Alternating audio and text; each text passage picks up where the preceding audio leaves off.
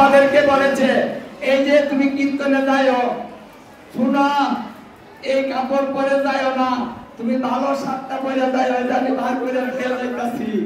কি মায়েরা বলেন না? কে বলেন না? বাজার থেকে বাড়িতে আসবে, হাত মুখ ধুয়ে ভালো কাপড় চুপড় পরে পরে যাইবা, দেখো তুমি কিন্তু এভাবে যাও না। হ্যাঁ, কারণ সে চায়, সে যাকে ভালোবাসে সেজন্য খুব সুন্দর দেখা যায়, তাই না? রাধারানী কৃষ্ণকে এত ভালোবাসে, তার জন্য সে সব কিছু করতে পারে। তাই বলছে দাঁড়াও, পুষ্প চয়নটা করেনি। কৃষ্ণ দাঁড়িয়েছে, এক হাতে ডাল ধরেছে, আরেক হাতে পুষ্প চয়ন করছে, আর মনে মনে ভাবছে আমি যা বলি তাই শুনে, আমি কত ভালো। এই যে মায়েরা, কথাটা লক্ষ্য করুন, কারো স্বামী যদি এমন হয় যে আপনি না বলেন তাই শুনেন, মানে এর বাহিরে কিছু করে না, আপনি অহংকার করবেন না, যদি করেন তাইলে শুনবেন। আমাদের মধ্যে মাঝে মাঝে অহংকারে চলে আসে, তার জামাই কেমন, আমারটা এরকম, আমারটা জানিস না তো, আমি যদি আমার কথা ছাড়া কিচ্ছু করে না, এর তো ভালো কি, মানে অহংকার। এটা কিন্তু এক প্রকার অহংকার। হ্যাঁ, কৃষ্ণ পেয়ে রাধারানী এইভাবে অহংকার করতে রয়েছে। যখন এইভাবে অহংকার করছে, কৃষ্ণ বলছে যে অহংকারের কারণে আমি রাসস্থলী পরিত্যাগ করলাম, সবাইকে ছেড়ে দিয়ে চলে এলাম। আবার রাধারানীর ভিতরে অহংকার এই রইল, রাধারানীর কাছেও তো আমি থাকতে পারবো না। শ্রীকৃষ্ণ অহংকারের কারণে সেই রাধারানীকে ছেড়ে দিয়ে উনি দৌড়ে একটা যুগের ভিতরে গিয়ে পলায়ন করেছিলেন। দেখুন এখানে আমাদের কি তত্ত্বটা, আপনি যদি কৃষ্ণ পেয়েও যান, পেয়ে যদি অহংকার করেন, তাহলে আপনার কাছ থেকে কৃষ্ণ চলে যাবে। এটা অহংকারের বস্তু না। অহংকার ধর্ম, কর্ম, স্বজন, সংসার সব কিছু তছনছ করে দেয়। এটা অহংকারের গুণ। অহংকার এই করতে পারে। এই জন্য রাধারানীকে ছেড়ে যখন দৌড়ে পলায়ন করেছে, রাধারানী গাছের ডালে এইভাবে ধরে রেখে ঝুলতে শুরু করেছে। রাধারানী ঝুলছেন আর বলছে, হে প্রাণবল্লভ, তুমি আমাকে ছেড়ে দিলে কেন? কোথায় গেলে তুমি? আসো আসো, তাড়াতাড়ি ধরো, আমি নিচে পড়ে গেলাম, নিচে পড়ে গেলাম, নিচে পড়ে গেলাম, আসো। কৃষ্ণ আসে। কৃষ্ণ বলছে না, রাধারানী ওটা মনে মনে বলছে যাব না, অহংকারের কাছে আমি থাকি না, তোমার কাছে আমি থাকতে পারবো, আমি যাব না। যখন কৃষ্ণ যায় না, তখন রাধারানী কি করলেন? তার মুখ থেকে এই শিরোনাম ভক্তি সত্তর সর্বপ্রথম সেই সেখানে প্রকাশ পেয়েছিল। হরে কৃষ্ণ কৃষ্ণ কৃষ্ণ হরে হরে, হরে রাম রাম রাম হরে হরে। এইভাবে যখন রাধারানী এই শিরোনাম ভক্তি সত্তর উচ্চারণ করেছে, শ্রীকৃষ্ণ যুগের আড়াল থেকে দৌড়ে এসে রাধারানীকে জড়িয়ে ধরেছে। রাধারানীকে জড়িয়ে ধরে বলছে, রাধে, কি সুন্দর নাম, এই নামে আমাকে দূরে থাকতে দিল না, এটার এত আকর্ষণ যে আমাকে তোমার কাছে নিয়ে এলো। ও রাধারানী, এই নাম শুনতে খুব ভালো লাগে, তোমার মুখে তুমি নামটা আবার বলো তো, মানে নামটা আমার আরো শুনতে ইচ্ছা হচ্ছে। এই জন্য বলা হয় এই নামে গুলোকে ছিল রাধারানীর বান্ধে গোপনে ছিল, রাধারানীর বান্ধে ছিল গোপনে। রাসস্থলী থেকে পলায়ন করে শিরোনাম ভক্তি সত্তর সর্বপ্রথম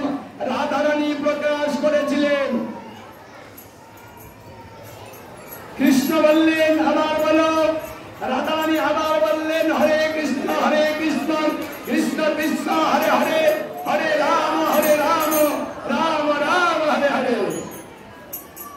বাহ, খুব সুন্দর তো। মানে এই নাম যেখানে থাকবে আমি তো সেখান থেকে যেতে পারবো না, নামে আমাকে এত আকর্ষণ, আমি দূরে থাকতে পারবো না। ও রাধারানী, এই নাম হবে কলির ভজন, এই নাম নিয়ে এবার আমি গৌর হব। আমি গৌর হয়ে এই নাম নিয়ে কলিকালে গিয়ে এই কলিজীবকে আমি এই নাম দিয়ে আবার উদ্ধার করিব। তখন রাধারানী বলেছিল আমি তোমাকে একা যেতে দিব না, তুমি যেতে পারবে না কোথাও, তুমি যেখানে যাবে সেখানে আমিও থাকবো। বলছে না, আমি একা যাবো, আমি হরিনাম নিয়ে যাব, কারণ এই নাম যেখানে হবে সেখানে আমিও থাকবো। নাম রূপে কলিকালে কৃষ্ণ অবতার, সর্বযজ্ঞ হইতে কৃষ্ণ নাম যজ্ঞ সার। কলিকালে যজ্ঞ হবে নামের, এবং সেই যজ্ঞে আমি উপস্থিত থাকবো। নামের মধ্যে আমি একাকার হয়ে বিলীন হয়ে যাব। যেই নাম সেই নামই ভজন ইচ্ছা করি, নামের সহিতে থাকবে আপনি হরি। এবার হরি নামের মধ্যে বিলীন হয়ে যাবে, আমি প্রত্যেকটা জীবের ধারে চলে যাব, নাম রূপে জিহ্বায় বহন করব। আমি জিহ্বা ধারণে করব, প্রত্যেকটা ভক্তের জিহ্বায় চলে যাব, সেখান থেকে আমি বেরোবো।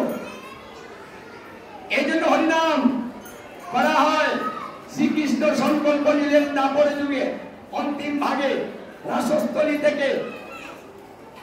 রাধারানী বলল না, কোনো মতে তোমাকে আমি একা দিতে পারি না, আমাকে নিয়ে যেতে হবে। বলছে না, আমি তোমাকে নিব না। রাধারানী বললেন তাহলে শুনো, আরেকটা বুদ্ধি দেই। এই যে মায়েরা মাঝে মাঝে বাবারা বুদ্ধি দেয়, রাধারানীও বুদ্ধি দিয়েছিল। আবার মায়েদের বুদ্ধি নিলে লাভ হয়।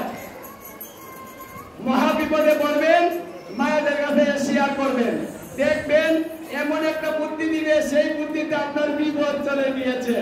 আর কি আমি বলছিলাম না এই কাজ করো, তুমি তো আমার লগে শেয়ার করবার চাও না, এখন কিরকম বলল? হ্যাঁ, মা হলো আত্মশক্তি, এটা শক্তি। এই শক্তিকে যদি সৎ ব্যবহার করা যায় তাহলে সংসার উন্নতি হয়ে যাবে। এই শক্তি ভিন্ন কিচ্ছু করতে পারবেন না আপনি। যদি মা বেঁকে থাকে না, ওই সংসারে কোনোদিন অভাব অনটন যাবে না। যে মাকে বিশ্বাস করবে না, সেই সংসারও কিছু হবে না। এই জন্য দুজন মিলেমিশে যে কাজটা করবেন, সেই কাজটার মধ্যে উন্নতি বেশি হয়। বুদ্ধি দিচ্ছে, কি বুদ্ধি? শুনো, তোমার একটা বুদ্ধি দেই। বলছে দাও দাও।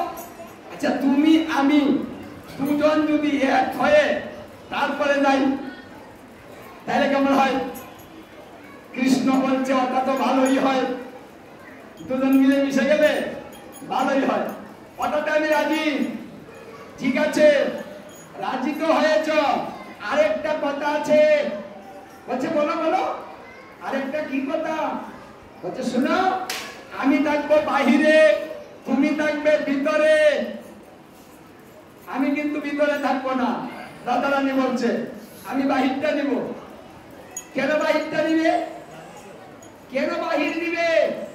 কারণ রাধারানী জানে তিন বাঞ্ছা পূরণ করার জন্য রাধা ভাবে ভাবিত হয়ে যখন সে যাবে, কোথায় যে পড়ে যাবে সেই হুঁশ থাকবে না। আমার বল্লভ, আমার দানবল্লভ কত আঘাত পাবে। এই জন্য আমি যদি বাহিরটা নেই, যদি পড়ে যায় আমার গায়ে লাগবে, আমার প্রাণবল্লভের গায়ে লাগবে না। কি ওটাকে বলে প্রেম। এটা ভালোবাসা, প্রেমের ভালোবাসা। মাঝে মাঝে বলে রাধা কৃষ্ণ প্রেম করেছে, আমি করলে দোষ কি? ওটা আমাদের শাস্ত্রে আছে, প্রেম করা যায়? হ্যাঁ, প্রেম করেছে, আমাদের তো প্রেম নয়, আমাদের তো কাম। আত্মইচ্ছা প্রীতিবাঞ্ছা তারে বলি কাম, কৃষ্ণ ইচ্ছা প্রীতিবাঞ্ছা ধরে প্রেম নাম। কৃষ্ণেরটা হলো প্রেম, আমাদেরটা হলো কাম, যেখানে নিজের চাওয়া পাওয়া আছে। প্রেমের মধ্যে চাওয়া পাওয়া নাই, নিজের কিছু চাইবার পাইবার কিচ্ছু নাই। ওটা কি আমাদের মধ্যে হয়? হয় না। এই জন্য আমাদের প্রেম হয় না, কাম হয়। তাই ভাগবত বলছে প্রেম শব্দ শুধু রাধা কৃষ্ণের বেলায় হয়, অন্যের বেলায় নয়। যুগল যদি বলা হয় রাধা কৃষ্ণকে বোঝায়, অন্য কাউকে নয়। কারণ যুগল শব্দটা হচ্ছে এক থেকে দুই হয়, তাহাকে যুগল বলা হয়। আর দুয়ে মিলে এক হয়, তাহাকে গৌরাঙ্গ বলা হয়। দুই অঙ্গে এক অঙ্গ, তার নাম গৌরাঙ্গ। তাহলে গৌর এবং কৃষ্ণ মানে যুগল এবং গৌরাঙ্গ, এই তত্ত্বটা কেমন? যুগল বুঝেছেন। যদি কেউ বলে যে আমি যুগল ভজন করি, তাহলে রাধা কৃষ্ণ ভজন করে, অন্য কেউ যুগল নয়। মাঝে মাঝে এই যুগলটাকে আমরা স্বামী স্ত্রীর মধ্যে ব্যবহার করি, এটা কত অর্থ ব্যবহার করা হয়। স্বামী স্ত্রী যুগল হয় না। আমরা যুগল শব্দটা বলি তুই, তুই হলে যুগল, কিন্তু ভাগবত বলছে তুই হলে যুগল হবে না, যদি এক থেকে দুই হয় তাহলেই যুগল হয়। তাই রাধা কৃষ্ণ যুগল, আর কেউ যুগল নয়। স্বামী স্ত্রী দুই দেশ থেকে এসেছে, এক থেকে দুই হয় নাই। এজন্য যুগল ভজন রাধা কৃষ্ণের ভজন। কৃষ্ণ রাজি হলেন, ঠিক আছে রাধে, এটাই হবে, আমি তোমার ভিতরে থাকবো, তুমি আমার বাহিরে থাকবে। এই জন্য কৃষ্ণ হলো কালো নীলবর্ণ, তাই না? তাহলে কালো হয়ে গেল গৌর বর্ণ। কি করে? কারণ রাধারানীটা হচ্ছে বাহিরে। যেহেতু রাধারানী বাহিরে, রাধারানীর স্বরূপটা সেটাই বাহিরে। তত্ত্ব কাঞ্চন গৌরাঙ্গী, মানে তিনি তত্ত্ব কাঞ্চনের মতো সুন্দর। গৌর হরিবল। রাধারানী হচ্ছেন বাহির। এবার ভক্তের মধ্যে ভগবান অবস্থান দিলেন। সেই রাসস্থলী থেকে সেই সিদ্ধান্তটা নিয়েছিলেন,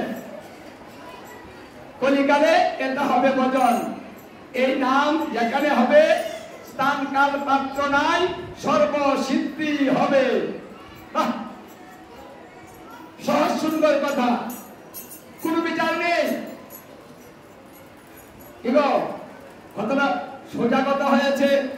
বিচার ছাড়া ভজন। এই জন্য গাড়িতে বসেও নাম নেওয়া যায়, শুয়ে শুয়ে নেওয়া যায়, হাঁটতে হাঁটতে নেওয়া যায়, সর্বক্ষেত্রে নাম নিতে পারেন। সূচি ও সূচি বিচার নেই। নাম যেখানে বলবেন সেটা অগ্নির মতো ক্রিয়া করবে। অগ্নি মানে অগ্নিকে আপনি যে কোনো শব্দ কিসে ইঁদুরের মতো গটগট করে, এই শব্দ করছে।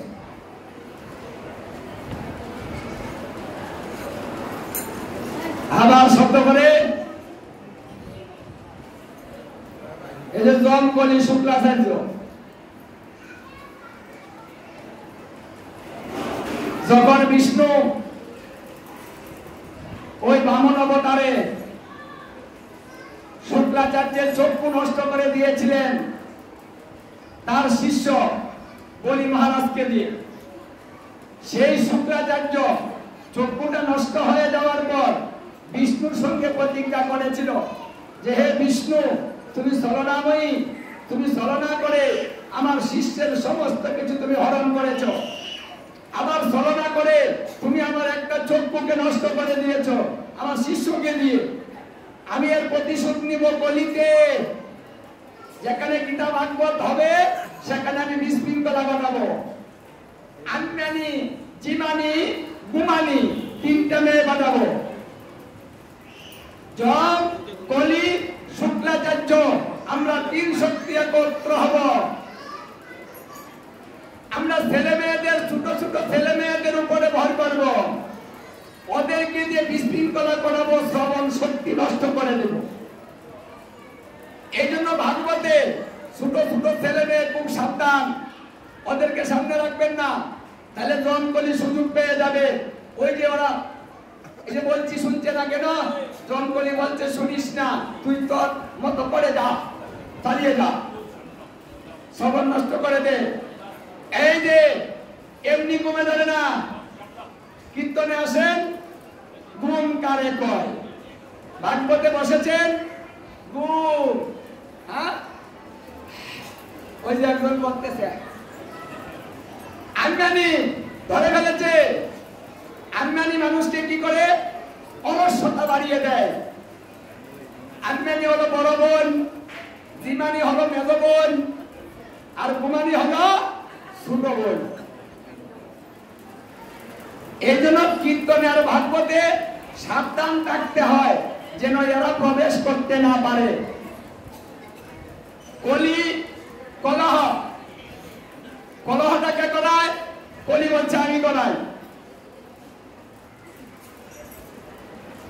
কারণ কলি শব্দের অর্থই কলহ, তাই কলহ হয়। কলিকালে বেশি কলহ, স্বামী স্ত্রীর মধ্যে কলহ, মায়ের দিয়ে কলহ, বাপ বেটায় কলহ, দলে দলে কলহ, ভাইয়ে ভাইয়ে কলহ চলছে, আত্মকলহ। কলি বলছে আমি আত্মকলহ লাগিয়ে রাখবো। দেখি ভজনটা করে কি করে? কৃষ্ণ নামের মধ্যে কলহ, সবকিছুর মধ্যে কলহ। কলি খুব সাবধান হয়, ভজনটা সোজা, কিন্তু সাবধানতা অবলম্বন না করলে এই সোজাটাই দেখা হয়ে যাবে। এজন্য শ্রীকৃষ্ণ রাসস্থলীতে আবার ফিরে এসেছিলেন। যখন তারা মূর্ছিত হয়ে পড়ে গেল, কৃষ্ণ ভিন্ন পূর্ণ কোনো চিন্তা করতে পারছে না। হে কৃষ্ণ, তুমি কি আমাদের আর দর্শন দিবে না? যদি দর্শন না দাও তাহলে এইভাবে আমরা প্রাণ বিসর্জন করে দিব। তোমাকে ভিন্ন আমাদের বাঁচার কোনো প্রয়োজন নেই। গোপীরা যখন এইভাবে সংকল্প করেছিল, তাদের প্রাণ বিসর্জন করে ফেলবে যমুনায়। যমুনা ভুলে গিয়ে, মানে যমুনার ধারে হ্রাস হয়েছিল। যারা বৃন্দাবনে যাবেন, কেশিঘাট, বৃন্দাবনের কেশিঘাটে, এই কেশিঘাটটাকেই মানে মূল বৃন্দাবন শহর বলা হয়। এখন তো জঙ্গল নেই, নিধুবনে কিছু কিছু ছোট ছোট গাছ নিধুবনে আছে, কিন্তু এখন শহর হয়ে গিয়েছে। রাসস্থলীতে শহরের মধ্যে পড়ে গিয়েছে। তাই আগের বৃন্দাবন আর এখনের বৃন্দাবনের মধ্যে পার্থক্য হয়ে গিয়েছে। আমরা শাস্ত্রে যে বৃন্দাবন পাই, এখন আর সে বৃন্দাবন নাই। রাধাকুণ্ডের তীরে যান, সেখানেও শহর, চতুর্দিকে শহর, রাধাকুণ্ড মাঝখানে। তাহলে বৃন্দাবনের যে সেই সৌন্দর্য এখন আর নেই, তবে মাহাত্ম্যটা আছে। তাই মাহাত্ম্যটা দর্শন করার জন্য হলেও বৃন্দাবনে যাবেন, দর্শন করে আসবেন। সুদুর্লভ মনুষ্য জনম যদি আর না হয়, দর্শন করতে পারবো না, এমন ভক্ত সঙ্গ করতে পারবো না। ওই যে মা মেজ বইনে ধরে ফেলেছে, কি আইনাচ্ছ কেন, জিমাচ্ছ কেন, স্থির হও।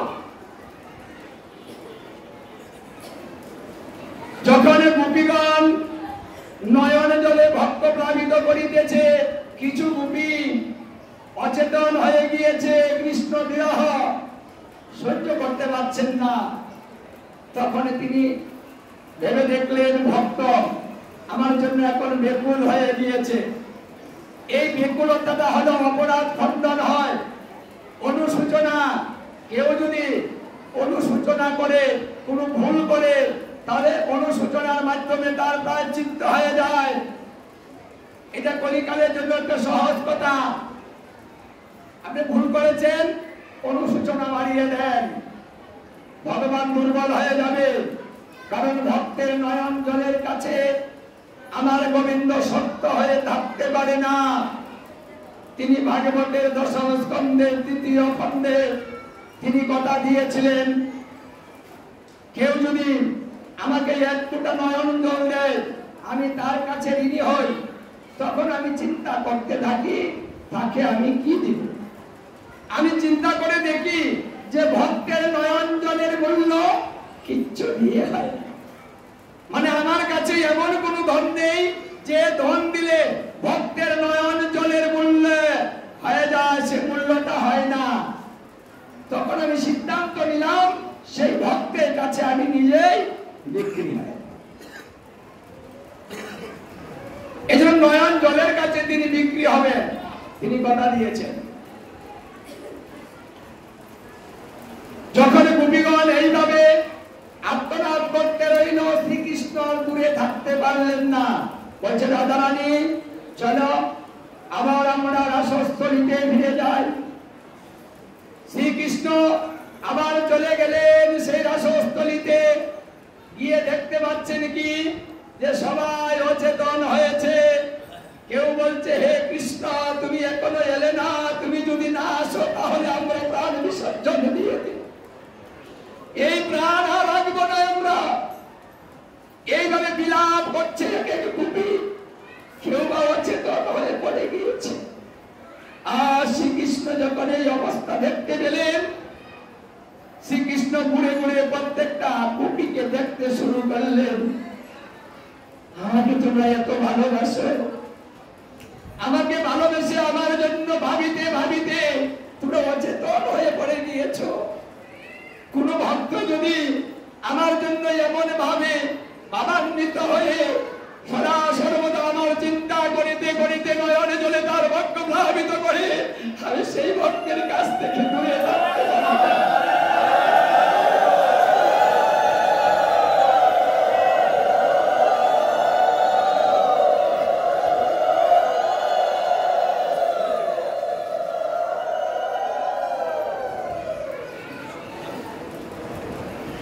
গোপীদের এই ভাবনা দেখে শ্রীকৃষ্ণ আর স্থির থাকতে পারলেন না। আজকে নিজে তিনি কাঁদতে শুরু করেছে। হে গোপীগণ, আমি তোমাদেরকে অনেক কষ্ট দিয়েছি।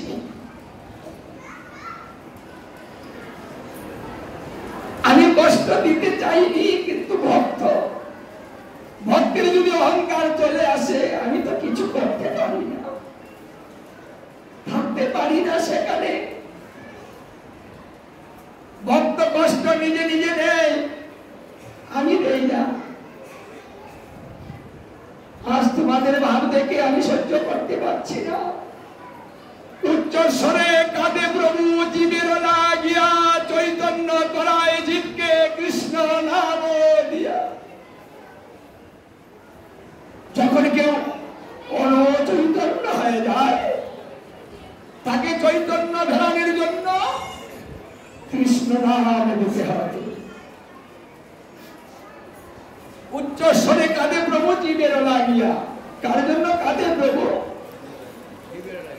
নিজের জন্য কাঁদে না, জীবের জন্য কাঁদে। ওরে জীব, তোকে আমি সুদুর্লভ জনম করে দিয়েছি, ওটা দেব দুর্লভ জনম।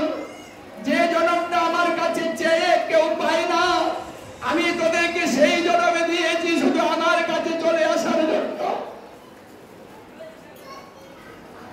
কিন্তু তোরা নিচে মায়ায় বন্দী হয়ে বৃক্ষ সম হয়ে গেলে আমার কথা মনে পড়ছে না। এই কথা ভেবে আজ স্বয়ং নিজে কাঁদতে শুরু করিলেন। তাহলে ভক্তের জন্য ভগবান কাঁদে, আবার ভগবানের জন্য ভক্ত কাছে। এই দুই কথা যখন এক হয়ে যায় তখন আনন্দের বন্যা বয়ে যায়। ভালোবাসা যদি ভালো না বাসবে তাহলে কাঁদবে কেন? কি পরের জন্য কেউ কাঁদে? জগতে পরের জন্য কেউ কাঁদে না, আপন জনের জন্য কাঁদে। যে যাকে বেশি ভালোবাসে তার জন্য সে কাঁদে।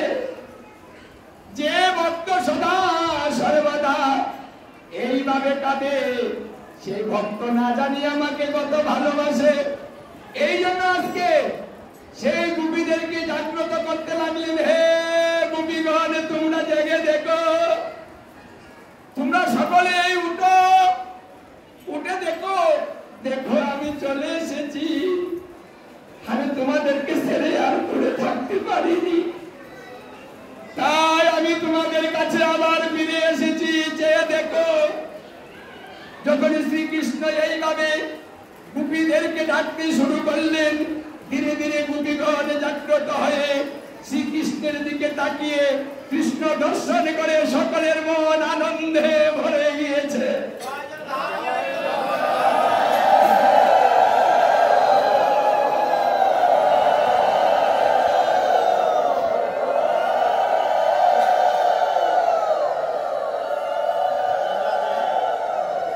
তখন সকলে উঠে আনন্দ চিত্তে আবার কৃষ্ণকে পেয়ে তাদের যে অন্তরটা মরে গিয়েছিল সেই অন্তরটা জাগ্রত হয়ে গিয়েছে। তাই কৃষ্ণকে ঘিরে সকলে গোপীগণ নৃত্য করতে শুরু করেছে আনন্দে।